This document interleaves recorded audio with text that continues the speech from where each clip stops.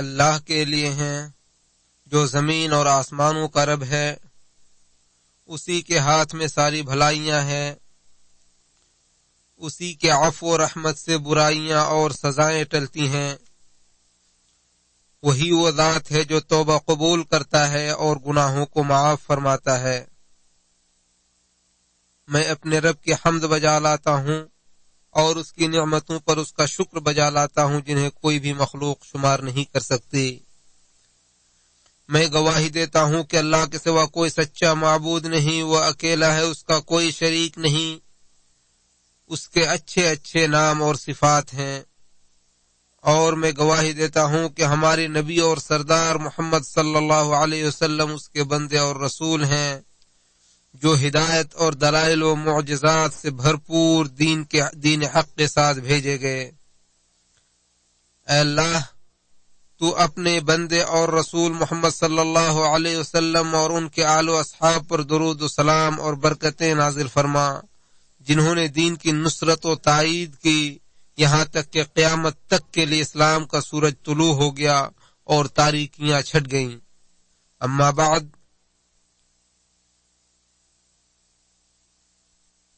اللہ کے بندو، اللہ سے ڈرو،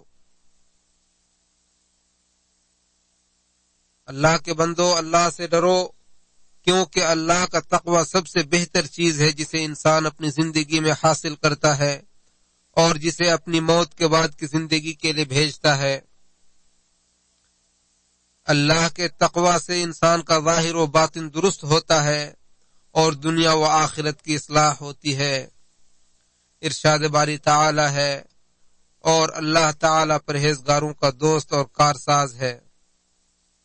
دوسری جگہ اللہ تعالیٰ فرماتا ہے، اور اگر بستیوں والے ایمان لے آتے اور تقوی کی راہ اختیار کرتے تو ہم آسمان اور زمین کی برکتیں ان پر کھول دیتے۔ اللہ تعالیٰ فرماتا ہے، اور آخرت کی کامیابی اللہ سے ڈرنے والوں کے لیے ہے۔ ارشاد باری تعالیٰ ہے، بے شک متقیوں کے لیے ان کے رب کے پاس نعمتوں والی جنت ہے۔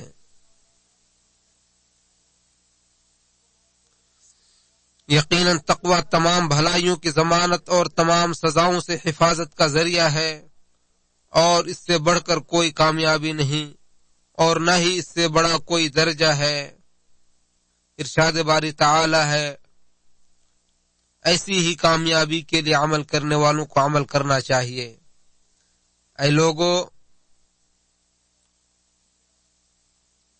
میں تمہیں اللہ تعالیٰ کی ان نعمتوں کی یاد دہانی کراتا ہوں جو اس نے تم پر کیے ہیں، کیونکہ نعمتوں کو یاد کرنے سے ایمان میں اضافہ ہوتا ہے، شیطان کو غصہ آتا ہے، شکر کا جذبہ پیدا ہوتا ہے، اور شکر ہمیں کفر سے بچاتا ہے۔ ارشاد باری تعالی ہے، بس تم اللہ کی نعمتوں کو یاد کرو تاکہ کامیاب ہو جاؤ۔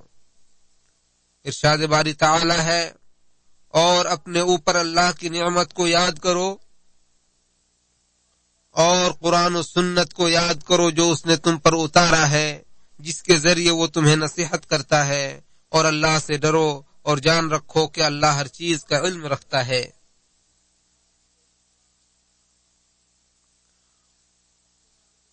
اور جب نبی صلی اللہ علیہ وسلم نے سورہ جن کے نزول کے بعد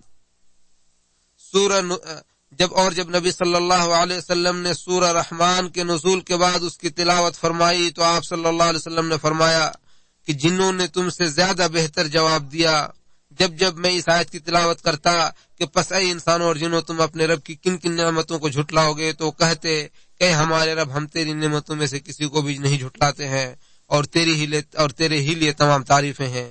اسے ترمذی نے جابر رضی اللہ عنہ سے روایت کیا ہے۔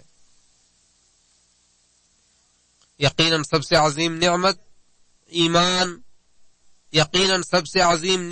ایمان، تقوی اور یقین ہے، پھر اس کے بعد قرآن اور امن و عافیت کی نعمت ہے۔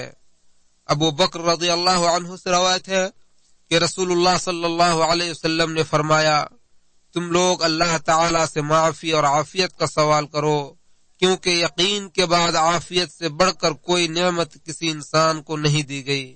اسے ترمذی نے روایت کیا ہے۔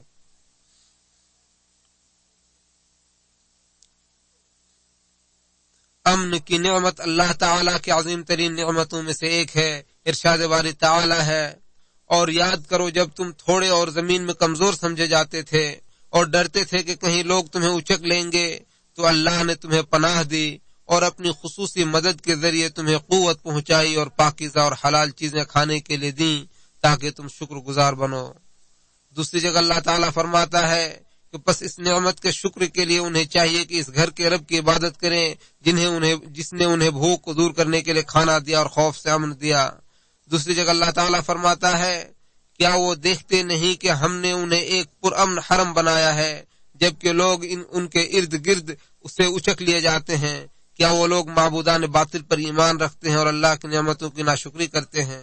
نبی صلی اللہ علیہ وسلم کا فرمان ہے جو شخص صحت و تندرستی کے ساتھ صبح کرے، اپنے گھر میں مامون ہو اور اس کے پاس اس دن کی روزی ہو تو گویا پوری دنیا کی دولت اس کے پاس آ گئی ہے۔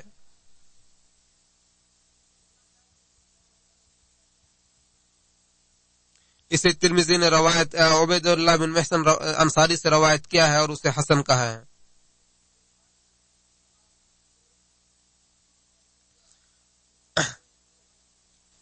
امن و امان بہت بڑی نعمت ہے جس کی اہمیت سے اکثر لوگ غافل رہتے ہیں اور اس پر شکر گزاری نہیں کرتے، نہ اس کے فوائد کے بارے میں سوچتے ہیں، اور نہ ہی اکثر لوگ نیک عمل کر کے اور محرمات سے اجتناب کر کے اس نعمت کے اسباب کی حفاظت کی کوشش کرتے ہیں۔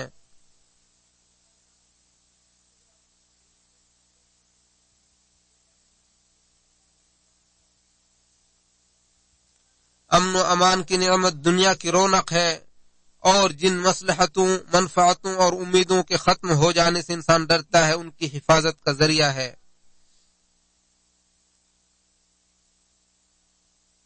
امن و امان اسلام کا ہم رکاب اور ساتھی ہے اور دین کا تابع اور گہرا دوست ہے، اور ہر جگہ اور ہر زمانے میں دونوں ساتھ ساتھ رہے ہیں۔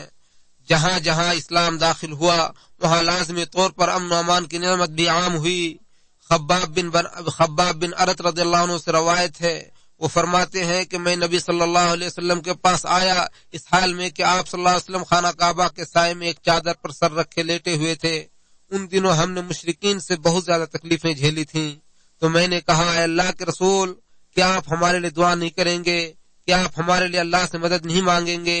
تو آپ صلی اللہ علیہ وسلم نے فرمایا کہ تم لوگ جلد باز قوم ہو، تم سے پہلے جو امتیں گزری ہیں ان میں سے کسی کے بدن کو لوہے کی کنگھی سے چیر کر گوشت اور ہڈی الگ کر دی جاتی تھی، لیکن یہ عذاب بھی انہیں ان کے دین سے نہیں پھیر پاتا تھا۔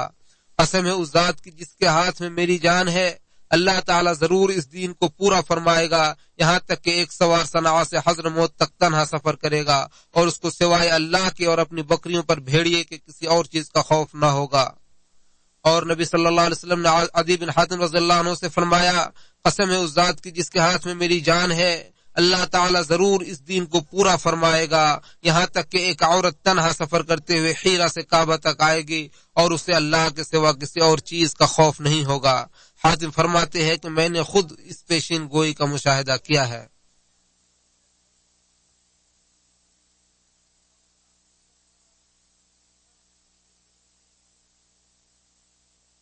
امن و امان زمین پر نافذ ہوا اور اس نے اپنی گھنی چھاؤں سے دنیا کو ڈھانپ لیا، اور لوگوں کے دلوں میں اسلام کے داخل ہونے اور انسانی زندگی میں اسے نافذ کرنے سے ہر طرح کا خوف و ہراس ختم ہو گیا۔ جس امن و امان کو اللہ تعالی پسند کرتا ہے اور جسے اس نے ہمارے لیے مشروع کیا ہے وہ دین کا امن ہے، تاکہ کسی مسلمان کو دین کے بارے میں فتنوں اور آزمائشوں کا شکار نہ ہونا پڑے۔ وہ خون کا امن ہے تاکہ کسی پر زیادتی نہ ہو اور نہ ہی کسی کا ناحق خون بہے۔ عقل کا امن ہے تاکہ منشیات و نشاور چیزوں اور متعدد بیماریوں کے اسباب سے محفوظ رہے۔ عزت و آبرو کا امن ہے تاکہ اسے پامال نہ کیا جا سکے اور شرپسند لوگ کسی کی عزت و آبرو سے کھلواڑ نہ کر سکیں۔ اور مال و جائیداد کا امن ہے تاکہ کسی پر زیادتی نہ ہو اور کوئی کسی کے مال پر قبضہ نہ جما لے۔ اور امن و امان نام ہے بھلائی کا حکم دینے اور برائی سے روکنے کا، جو کہ دین کا نگہبان ہے، اور کچھ علماء نے اسے دین کے ارکان میں سے ایک اہم ترین رکن قرار دیا ہے۔ امن و امان معاشرے کو ہر نقصان و برائی سے محفوظ رکھتا ہے اور معاشرے کے ہر فرد کو اس کی کوشش کے بقدر ہر مفید و نفع بخش چیز سے بہرہ کرتا ہے، اور یہ مطلوبہ امن و امان اسلام کے علاوہ کہیں اور نہیں مل سکتا، کیونکہ یہ دین اللہ تعالی کا دین ہے جو کہ ہر چیز کو جاننے والا، حکمت والا اور بڑا مہربان و نہایت رحم کرنے والا ہے۔ لوگوں کے وضع کردہ قوانین چونکہ ان کی اپنی خواہشات کے تابع ہوتے ہیں، اس لیے ان کے ذریعے امن و امان کا حصول ممکن نہیں ہے، اور اللہ تعالی کا شکر و احسان ہے کہ ہمارے ملک کا دستور قرآن و سنت ہے، اور اللہ تعالی نے ان لوگوں سے مکمل امن کا وعدہ کر رکھا ہے جو شرک اور کبیرہ گناہوں کا ارتکاب کر کے اور صغیرہ گناہوں پر اصرار کر کے اپنے نفسوں پر ظلم نہیں کرتے۔ ارشاد باری تعالی ہے، جو لوگ ایمان لائے اور انہوں نے اپنے ایمان کو شرک کے ساتھ خلط ملط نہیں کیا، انہی کے لیے امن ہے اور وہی راہ راست پر ہے۔ غرضے کہ دنیا کے اندر امن یہ ہے کہ انسان ہر اعتبار سے پاکیزہ، مبارک اور سعادتوں سے بھرپور زندگی گزارے۔ ارشاد باری تعالی ہے، جو کوئی مرد یا عورت نیک کام کرے گا درا حال کہ وہ مومن ہوگا تو ہم اسے پاکیزہ اور عمدہ زندگی عطا کریں گے اور ان کے اعمال سے زیادہ اچھا بدلہ انہیں دیں گے، اور ان کے لیے مکمل ہدایت ہوگی، پس وہ گمراہ نہیں ہوں گے، اور ان کے لیے مکمل ہدایت ہوگی پس وہ گمراہ نہیں ہوں گے۔ اور آخرت میں ان کی زندگی کے بارے میں خبر دیتے ہوئے اللہ تعالیٰ فرماتا ہے کہ بے شک اللہ سے ڈرنے والے لوگ باغوں اور چشموں میں ہوں گے، ان سے کہا جائے گا کہ تم لوگ یہاں سلامتی اور پورے امن و اطمینان کے ساتھ داخل ہو جاؤ۔ امن و امان سے آبادیوں میں وسعت آتی ہے، زندگی خوشگوار ہوتی ہے، تجارت منظم ہوتے ہیں، راستے پرامن ہوتے ہیں، زمین پر لوگ بآسانی اپنی مصلحتوں اور منفعتوں کا تبادلہ کرتے ہیں، اور امیدیں پروان چڑھتی ہیں جن سے خوش آئند مستقبل کے سلسلے میں لوگوں کے عزائم مضبوط ہوتے ہیں۔ اسی طرح امن و امان کی صورت میں معاشرے کے افراد ایک دوسرے کی مدد اور تعاون کے لیے آگے آتے ہیں، لوگوں کے مابین اتحاد و اتفاق پیدا ہوتا ہے اور تفرقہ بازی و انتشار ختم ہوتا ہے اور رزق کا حصول آسان ہوتا ہے۔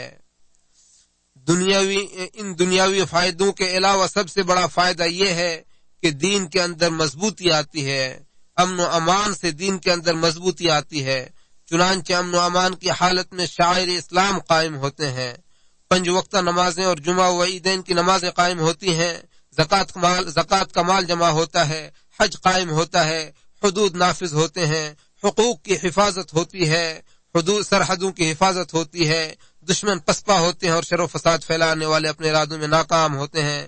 ارشاد باری تعالی ہے، اور جب تمہیں اطمینان ہو جائے تو نماز کو پہلے کی طرح قائم کرو، بے شک نماز مقررہ اوقات میں مومنوں پر فرض کی گئی ہے۔ دوسری جگہ اللہ تعالیٰ فرماتا ہے، اپنی نمازوں کی حفاظت کرو اور بالخصوص بیچ والی نماز کی، اور اللہ کے حضور پرسکون اور خشوع کے ساتھ کھڑے ہوا کرو۔ اگر تم حالت خوف میں ہو تو چلتے ہوئے یا سواری پر پڑھ لو، اور جب امن ہو جائے تو اللہ کو یاد کرو جس طرح اس نے تمہیں سکھلایا ہے جو تم پہلے سے نہیں جانتے تھے۔ دوسری جگہ اللہ تعالیٰ فرماتا ہے، اگر راستہ معمون ہے تو جو کوئی حج تمتع کرے اسے قربانی کا جو جانور میسر ہو ذبح کرے۔ معلوم ہوا کہ امن و امان کی نعمت اسلام کے ساتھ لازم و ملزوم ہے۔ ارشاد باری تعالی ہے، تم میں سے جو لوگ ایمان لائے اور انہوں نے عمل صالح کیا، اللہ نے ان سے وعدہ کیا ہے کہ وہ انہیں زمین پر خلیفہ بنائے گا جیسا کہ ان سے پہلے لوگوں کو بنایا تھا، اور جس دین کو ان کے لیے پسند کیا ہے اسے ثابت و راسخ کر دے گا اور ان کے خوف و ہراس کو امن سے بدل دے گا۔ وہ لوگ صرف میری عبادت کریں گے، کسی چیز کو میرا شریک نہیں بنائیں گے۔ اللہ تعالیٰ قرآن مجید کو ہمارے اور آپ کے لیے بابرکت بنائے اور اس کی آیتوں اور حکیمانہ نصیحتوں کو ہمارے لیے اور آپ کے لیے مفید بنائے، اور ہمیں سید المرسلین صلی اللہ علیہ وسلم کی سیرت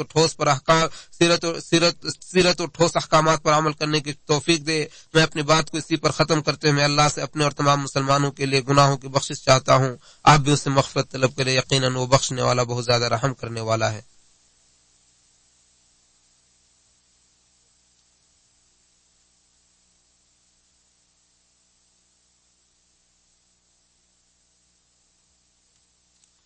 تمام تعریفیں اللہ کے لیے ہیں جو عظمت و جلال کا مالک ہے، جو شہنشاہ ہر عیوب سے پاک اور سلامتی دینے والا ہے۔ میں عظیم انعامات پر اپنے رب کے حمد بجا لاتا ہوں اور میں گواہی دیتا ہوں کہ اللہ کے سوا کوئی سچا معبود نہیں، وہ اکیلا، اس کا کوئی شریک نہیں۔ وہ ایسا غلبہ والا ہے جسے مغلوب نہیں کیا جا سکتا، ایسا شہنشاہ ہے جس سے مقابلہ آرائی کا سوچا بھی نہیں جا سکتا۔ اور میں گواہی دیتا ہوں کہ ہمارے نبی اور سردار محمد صلی اللہ علیہ وسلم اس کے بندے اور رسول ہیں۔ وہ روزہ و نماز کی پادائیگی کرنے والوں میں سب سے افضل ہیں۔ اے اللہ تو اپنے بندے اور رسول محمد صلی اللہ علیہ وسلم اور ان کے آل و اصحاب پر درود و سلام نازل فرما جنہوں نے اعلیٰ مقام پا کر کامیابی حاصل کی۔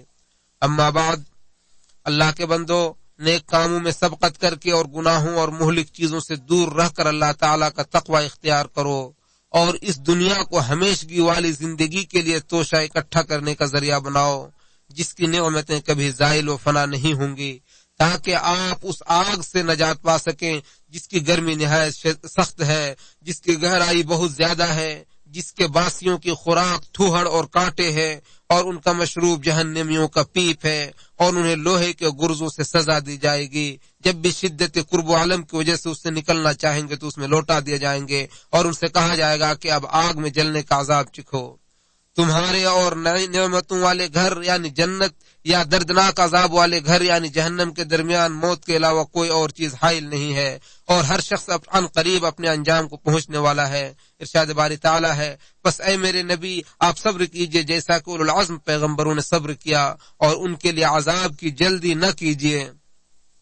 جس دن وہ لوگ اس عذاب کو دیکھ لیں گے جس کا ان سے وعدہ کیا جاتا تھا تو ان کی حالت ایسی ہوگی کہ جیسے وہ دنیا میں صرف دن کی ایک گھڑی ہی رہے تھے۔ یہ کام پیغام الہی ہے، بس گناہ گاروں کے سوا کوئی ہلاک نہیں کیا جائے گا۔ اللہ کے بندو، رسول اللہ صلی اللہ علیہ وسلم جب نیا چاند دیکھتے تو دعا کرتے ہوئے سب سے پہلے 3 مرتبہ اللہ اکبر کہتے، پھر یہ کہتے، اے اللہ تو اس چاند کو ہم پر امن و ایمان اور سلامتی و اسلام کے ساتھ طلوع فرما، یہ بھلائی اور ہدایت کا چاند ہو، یہ میرا اور تمہارا رب اللہ ہی ہے۔ اسے ترمذی نے روایت کیا اور اسے حدیث حسن کہا ہے۔ اسی طرح نبی صلی اللہ علیہ وسلم یہ دعا بھی کیا کرتے تھے، اے اللہ تو ہمارے خوف کو امن سے بدل دے اور ہمارے عیوب کی پردہ پوشی فرما، اور ہمیں دائیں بائیں اوپر نیچے ہر طرف سے امن و امان نصیب فرما، اور ہم تو اس بات کی پناہ چاہتے ہیں کہ ہمیں نیچے سے کوئی دھوکہ دے۔ اور نبی صلی اللہ علیہ وسلم کی زندگی میں ہمارے لیے بہترین نمونہ ہے۔ امن کے بغیر زندگی کا کوئی مزہ نہیں۔ انسان امن کے بغیر نہ تو پاکیزہ نعمتوں سے لطف اندوز ہو سکتا ہے اور نہ ہی امن کے بغیر زندگی کا لطف اٹھا سکتا ہے۔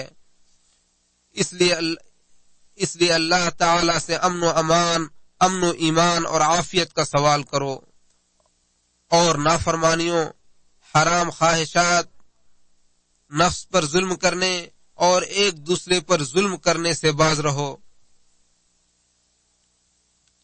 بے شک اللہ تعالی نے اپنے نفس پر ظلم کو حرام کر دیا ہے اور بندوں کے درمیان بھی اسے حرام قرار دیا ہے، چاہے کافر ہی کیوں نہ ہو۔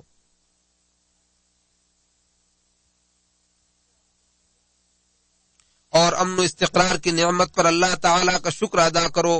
یاد رکھو کہ خواہشات اور نفس پرستی کے دروازوں کو کھولنے سے اللہ تعالی کا انتقام اور عذاب نازل ہوتا ہے۔ اللہ تعالی کی کچھ سنتیں ہیں جن پر کائنات کا نظام قائم ہے اور جن میں کوئی تبدیلی نہیں ہوتی۔ بھلا اللہ کی اطاعت کر کے کوئی انسان کبھی بدبخت ہوا ہے، اور اللہ کی نافرمانی کر کے کوئی انسان کبھی سعادت مند ہو سکتا ہے؟ اللہ تعالیٰ نیکوکاروں اور اصلاح کرنے والوں کو پسند فرماتا ہے اور فساد پھیلانے والوں کو ناپسند کرتا ہے۔ اس لیے اے اللہ کے بندے، اپنے اور اللہ کے درمیان کے معاملے کی اصلاح کر لو، بدلے میں اللہ تعالیٰ تمہارے اور لوگوں کے درمیان کے معاملات کی اصلاح فرما دے گا۔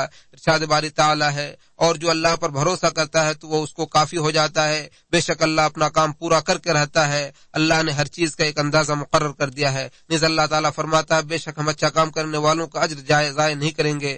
اللہ کے بندو، بے شک اللہ اور اس کے فرشتے نبی پر درود بھیجتے ہیں۔ اے ایمان والو، تم بھی ان پر درود و سلام بھیجو۔ اور آپ صلی اللہ علیہ وسلم کا فرمان ہے، جو شخص مجھ پر ایک بار درود پڑھے گا اللہ تعالیٰ اس پر 10 مرتبہ رحمتیں نازل فرمائے گا۔ اس لیے سید الاولین والآخرین اور امام المرسلین پر درود و سلام پڑھو۔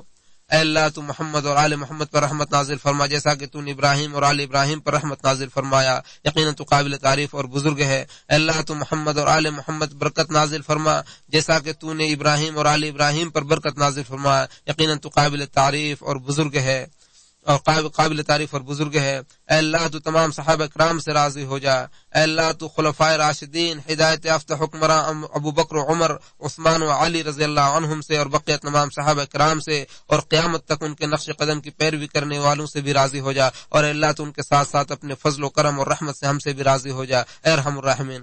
اے اللہ تو اسلام اور مسلمانوں کو غلبہ عطا فرما۔ اے اللہ تو اسلام اور مسلمانوں کو غلبہ عطا فرما۔ اے اللہ تو اسلام اور مسلمانوں کو غلبہ عطا فرما اور کفر و کافرین اور شرک و مشرکین کو ذلیل و رسوا فرما اے رب العالمین۔ اے اللہ تو اپنے دین اور دین کے دشمنوں کو تہو بالا کر دے۔ اے اللہ تو بدعت کو ذلیل و رسوا فرما۔ اے اللہ تو بدعت کو ذلیل و رسوا فرما جو کہ تیری پسندیدہ دین کے مخالف ہے۔ اے اللہ تو بدعت کو ذلیل و رسوا فرما۔ اے اللہ تو قیامت تک بدعت کو ذلیل و رسوا فرما۔ اے اللہ تو ایمان کو ہمارے دل میں ایمان کی محبت ہمارے دل میں ڈال دے اور اسے ہمارے لیے مزین فرما دے، اور اے اللہ تو ہمیں اپنے پسندیدہ بندوں میں شمار فرما۔ اے اللہ ہم تجھ سے امن و امان اور عافیت کا سوال کرتے ہیں۔ اے اللہ تو اس مسلم ملک کو اور تمام مسلم ممالک کو امن و امان کا گہوارہ بنا دے۔ اے اللہ تو ہمارے گناہوں کو بخش دے، ہمارے اگلے پچھلے آگے اے اللہ تو ہمارے اگلے پچھلے ہر گناہوں کو بخش دے، اور تو ہی اول و آخر ہے، تیرے علاوہ کوئی مطلب نہیں ہے۔ اے اللہ تو ہمیں جو پریشان حال ہیں، مسلمانوں جو پریشان ہیں ان کی پریشانیوں کو دور فرما۔ اے اللہ تو مسلمانوں میں جو پریشان حال ہیں ان کی پریشانیوں کو دور فرما۔ اے اللہ اے اللہ تو ہم سے اے اللہ تو مسلمانوں کی پریشانیوں اور تکلیفوں کو دور فرما۔ اے اللہ مسلمانوں میں جو بھوکے ہیں ان کو، جو فقیر انہیں بے نیاز کر دے، جو قرضدار ہیں ان کے قرض کو ادا کر دے، جو بیمار انہیں شفا عطا فرما اے رب العالمین۔ اے اللہ تو ہمارے معاملے میں ہمیں رہنمائی فرما۔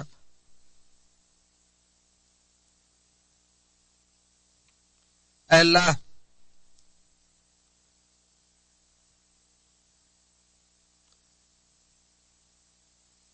اللہ تو ہمیں اور ہماری اولاد کو شیطان اور اس کی ذریت اور اس کے گروہ کے شر سے محفوظ فرمائے رب العالمین۔ اے اللہ ہمیں اور ہمارے اولاد کو شیطان اور اس کی ذریت اور اس کے گروہ کے شر سے محفوظ فرمائے۔ اللہ تو ہمیں اپنے نفسوں کے شر سے محفوظ فرما۔ اے اللہ تو مسلمانوں کو اور مسلمانوں کی ذریت کو شیطان اور اس کے ذریت سے محفوظ فرما، یقیناً تو ہر چیز پر قادر ہے۔ اے اللہ مسلمانوں میں جو پریشان ہیں ان کی پریشانیوں کو دور فرما، ان کی قبروں کو منور کر دے۔ اے اللہ مسلمانوں میں جو گزر گئے ان کی مغفرت فرما اے ذوالجلال والاکرام۔ اے اللہ تو ہمارے ملک کو ہر شر و برائی سے محفوظ فرما۔ اے اللہ تو ہمارے فوجیوں کی مدد فرما، یقیناً تو ہر چیز پر قادر ہے۔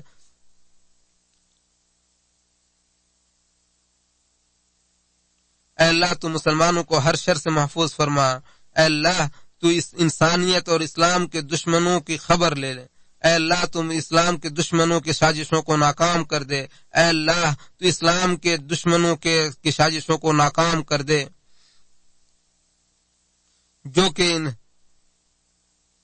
جو اسلام اور انسانیت کے خلاف سازش رچتے ہیں ان کی سازشوں کو تو تہو بالا کر دے۔ اے اللہ تو مسلمانوں کی حفاظت فرما، یقیناً تو ہر چیز پر قادر ہے۔ اے اللہ تو ہمیں اپنے بدنوں میں اور ہمارے ملکوں میں اور ہمارے وطنوں میں امن و امان نصیب فرما۔ اے اللہ تو اپنے بندے خادم حرمین شریفین کو اپنے پسند و رضامندی کے کام کی توفیق عطا فرما اور ان کے ذریعے اپنی دین کی مدد فرما، یقیناً تو ہر چیز پر قادر ہے۔ اے اللہ ہم تو سے سوال کرتے ہیں کہ تو انہیں ہر خیر و بھلائی کی توفیق عطا فرما۔ اے اللہ تو ان کے ولی عہد کو خیر کی توفیق عطا فرما اور انہیں بھی اپنی رضا کے کام کرنے کی توفیق عطا فرما اور ہر خیر کے کام میں ان کی مدد فرما، یقیناً تو ہر چیز پر قادر ہے۔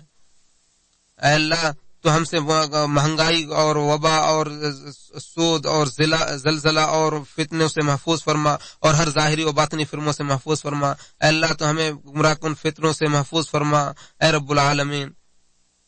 اے اللہ اے رحم کرنے والوں میں سب سے زیادہ رحم کرنے والے ہیں، اے اللہ تو ہمارے اس ملک کو اور تمام مسلم ممالک کو کی حفاظت فرما، یقیناً تو ہر چیز پر قادر فرما، اے اللہ جو مسلمانوں میں گزر چکے ہیں ان کی مغفرت فرما، اے اللہ تم ان لوگوں مسلمانوں کے گناہوں کو بخش دے، ان کے نیکیوں میں اضافہ فرما، اے اللہ تو ہمیں دنیا میں بھلائی عطا فرما، آخرت میں بھلائی عطا فرما، اور تو ہر چیز پر یقیناً تو ہر چیز پر قادر ہے، اے اللہ تو ہم پر بارش نازل فرما، اے اللہ تو ہم پر بارش نازل فرما، اے اللہ تو ہم پر بارش نازل فرما، اے اللہ تو ہم پر موسلادھار بابرکت نفع بخش اور غیر نقصان دہ بارش نازل فرما رب العالمین۔ اے اللہ کے بندو یقیناً اللہ تعالی عدل و احسان اور قرابت داروں کو دینے کا حکم دیتا ہے اور بے حیائی و برائی اور زیادتی سے منع کرتا ہے، وہ تمہیں نصیحت کرتا ہے تاکہ تم نصیحت حاصل کرو، عظیم و جلیل اللہ کو یاد کرو اور اس کی نعمتوں پر شکر ادا کرو، اور اللہ کا ذکر سب سے بڑا ہے اور اللہ جانتا ہے جو